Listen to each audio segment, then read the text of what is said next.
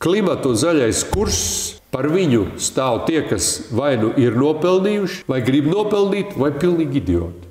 No nākamā gada visām degvielas mazumtirdzniecības degvielas uzpildes stacijām būs vēl jāpērk CO2 kvotas, kas sadārdzinās savu laiku. Skaidrs, ka zaļais kurs tas ir tā katastrofa. Un tā saucamās klimata pārmaiņas. Tā ir katastrofa, visa tā politika. Bet viņa ir tā ielaista tik dziļi, kad to tik viegli nevarēs pagriezt atpakaļ. Es taču to redzu Eiropas Savienībā, kas notiek. Tā ir katastrofa. Un šī Eiropas komisāra Fonderleina priekšgalā viņi turpinās to.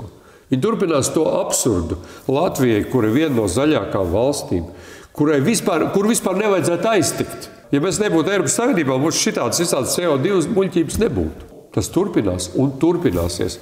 Respektīvi tā saucamās klimata pārmaiņas un zaļais kurs, tas visvairāk ietekmēs parastu vienkāršu cilvēku, kurš pērk degvielu, kurš maksās par dārgāku elektrību. Tā kā tagad saka, ka tas palielinājums būs 20-30 centi uz litru. Būs. Un tas aiznesīs visu pārējo, kas saistīts. Protams. Un kā vārdā? Agri vai vēl tas atklāsies šīs.